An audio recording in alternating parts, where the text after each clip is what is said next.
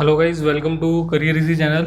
तो इस वीडियो में हम डिस्कस करेंगे different type of PDF like uniform, exponential and Gaussian PDF जो जनरली हम यूज़ करते हैं। ठीक है, जनरली यूज पीडीएफ है ये। तो इनके बारे में थोड़ा सा देखेंगे। शॉर्ट ट्रिक क्या होता है, एक दो वैसे मैं डिस्कस कर चुका हूँ, शॉर्ट ट्रिक देखेंगे और उसके बाद बताऊंगा कि इसको डेली लाइफ में कहाँ यूज़ करते हैं हम लोग, कि हमारे मतलब की चीज़ कहाँ पे है इनके अंदर। तो सबसे पहले है यूनिफॉर्म पीडीएफ। यूनिफॉर्म पीडीएफ होता है ए से बी, कोई नंबर दे रखेंगे, वहाँ से वहाँ तक जो आपके पास वैल्यू है पीडीएफ की, प्रोबेबिलिटी डेंसिटी फंक्शन वो सेम रहेगा, कांस्टेंट रहेगा, इसलिए इसको यूनिफॉर्म पीडीएफ बोलते हैं आप लोग। ठीक है, तो इसका डायरेक्ट जो ट्रिक होती है, मीन की ट्रिक होती है, आपके पास दोनों को सम करो, जहाँ से जहाँ तक फैला हुआ है वहाँ से उन दोनों को सम करो और उसको 2 से डिवाइड कर दो। वेरिएंस अगर पूछेगा तो इन दोनों के बीच का गैप चेक कर लो, b-a गैप चेक कर लो, उस गैप का स्क्वायर करके 12 से डिवाइड कर दो। अब यूनिफॉर्म पीडीएफ कहाँ पे यूज़ होता है, देखो आपने कभी अगर यूज़ किया हो तो वैसे करेंगे, कम्युनिकेशन में करेंगे, डिजिटल में। आपको थोड़ा बताता हूँ मैं कहाँ पे यूज़ होता है। सपोज आपने क्या किया, कोई सिग्नल पीछे से आ रहा था, उस सिग्नल की वैल्यू चेक की, 100 वोल्ट आई, उस सिग्नल की वैल्यू आपने 100 वोल्ट लिखी। बट आप देख रहे हो कई बार 100 आते हैं, कई बार थोड़ी कम, कई बार ज़्यादा। फिर आपने ना एक वर्ड पढ़ा होगा एरर एनालिसिस। तो सपोज उसने लिखा कि भाई जो पीछे से वोल्टेज आ रही है ना, यहाँ से जो वोल्टेज आ रही है और यहाँ पे आपने वोल्ट मीटर लगा रखा है, सपोज कोई वोल्ट मीटर लगा रखा है, तो ये जो वोल्टेज है ना वो 100 ± 2 वोल्ट है। इसका मीनिंग समझ रहे हो कि आपके पास जो वोल्टेज है 100 वोल्ट तो आनी चाहिए थी, बट कई बार 2 वोल्ट ज़्यादा भी आ रही है और कई बार कम भी आ रही है और बीच में भी कुछ आ रही है। तो अगर आपसे कोई वैल्यू पूछे, अब कोई पूछे कि भाई बताओ कि ये जो वोल्ट मीटर है कितना रीड करेगा, तो यार अब आप देखोगे, आप बोलोगे उसको कि भाई 98 वोल्ट से लेके 98 वोल्ट से 102 वोल्ट के बीच में रीडिंग दे रहा है। तो क्या आप ऐसा बोल सकते हो कि वो 100 वोल्ट देगा, या कि 100 वोल्ट ज़्यादा बार दे रहा है, या 99 वोल्ट ज़्यादा बार दे रहा है? ऐसा तो नहीं है। 98 से लेके 102 के बीच में कोई भी वोल्टेज आ सकती है, किसी भी वोल्टेज की वैल्यू, इवन 99.22 कुछ भी वैल्यू, उसकी सेम प्रोबेबिलिटी रहेगी जितनी 98 की रहेगी और जितनी 102 की रहेगी।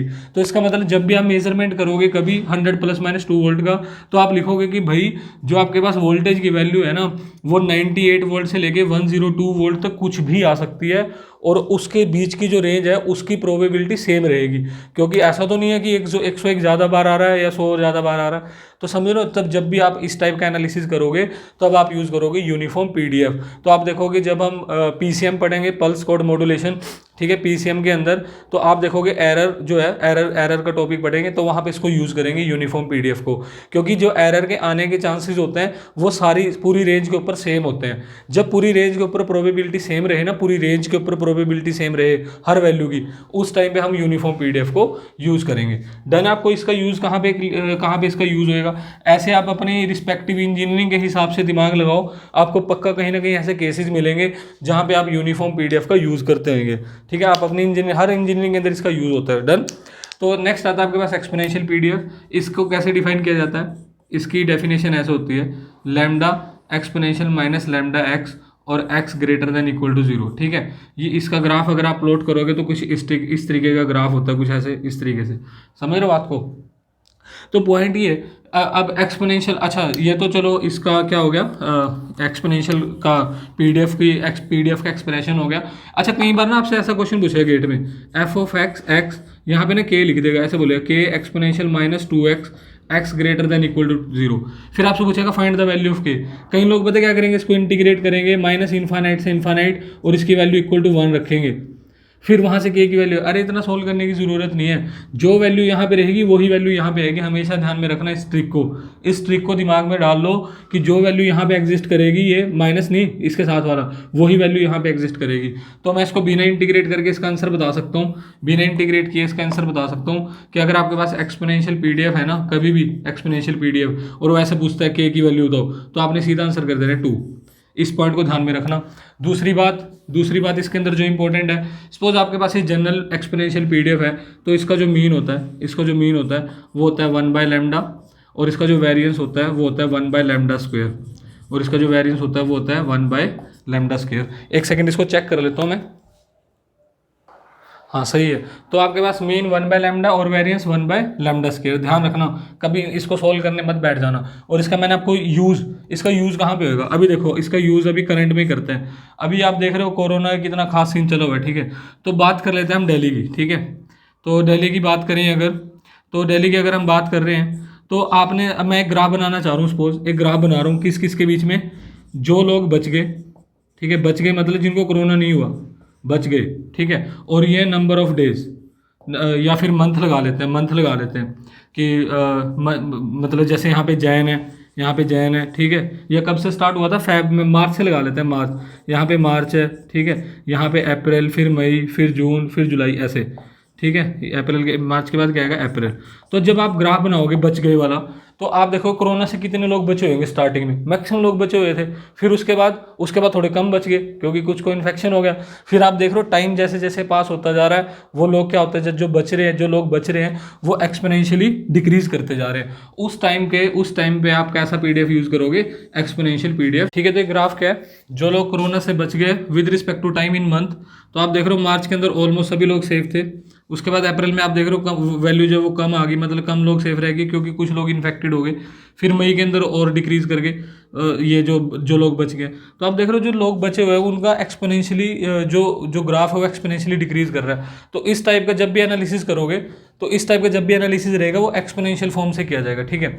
तो नेक्स्ट आता है हमारे पास गॉसियन पीडीएफ। अभी गॉसियन पीडीएफ के अंदर क्या है, जैसे वैसे मैं आपको इसकी थ्योरी बता चुका हूँ गॉसियन पीडीएफ की, ठीक है। तो गॉसियन पीडीएफ के अंदर, तो गॉसियन का जो पीडीएफ है वो पहले डिस्कस कर चुके हैं हम लोग। तो इस गॉसियन को हमने कैसे लिखा था, f of x small x is equal to 1/√2 pi sigma square exponential minus x minus mu का square divide by 2 sigma square. तो यहाँ पे आपके पास म्यू किसके इक्वल था, म्यू बराबर था मीन के, ठीक है, म्यू मीन के बराबर था, और जो सिग्मा स्क्वायर था ये बराबर था वेरिएंस के, ठीक है, this is equal to variance. तो और इसका हमने ग्राफ प्लॉट किया था, इसका ग्राफ प्लॉट किया था। तो इसका अगर आपको ग्राफ याद हो तो इसका ग्राफ कुछ इस तरीके से बनाया था हमने, इस तरीके से बनाया था, ठीक है। और आपने देखा था कि ये जो ग्राफ होता है ये म्यू के रिस्पेक्ट में क्या होता है, म्यू के रिस्पेक्ट में क्या होता है, ये सिमेट्रिक होता है। मतलब कि म्यू से अगर ग्रेटर वैल्यू लोगे तो ये जो एरिया आएगा ये 0.5 आएगा और लेस देन वाला 0.5 आएगा। तो आपने देखा था कि ये इसके सिमेट्रिक होता है, ठीक है। तो गॉसियन का यूज़ कहाँ पे होता है, क्वेश्चन ये कि गॉसियन का यूज़ कहाँ पे होता है। आपको मैंने एक खास प्रॉपर्टी बताई थी कि गॉसियन के अंदर जो एरिया होता है ना, जो मैक्सिमम एरिया होता है वो इसके म्यू के आसपास ही डिस्ट्रीब्यूटेड होता है। फॉर एग्जाम्पल आपको मैंने बताया था कि म्यू प्लस सिग्मा, अगर यहाँ पे मैं लिखता हूँ म्यू प्लस सिग्मा और यहाँ पे मैं लिखता हूँ म्यू माइनस सिग्मा, तो मैंने आपको बताया था कि ये जो एरिया होता है ये छोटा सा गैप होता है, छोटे से गैप के अंदर ही मैक्सिमम एरिया कवर हो जाता है। कितना, ये मैंने आपको इसकी वैल्यू बताई थी, ये था आपके पास 68.26%।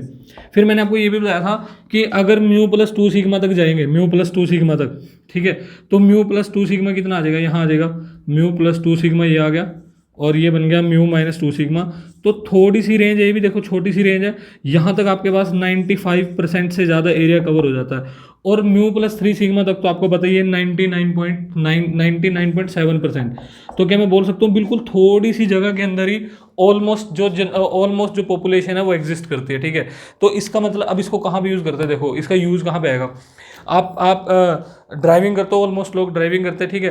तो आपने रोड के ऊपर ना रूल देखा होगा, रोड के ऊपर लिखा होता है, जो आपके पास ये मान लो रोड है, ठीक है, यहाँ मान लो रोड है, तो आपके पास 2 व्हीकल है, व्हीकल 1 व्हीकल 2, चलो 3 ले लेते हैं।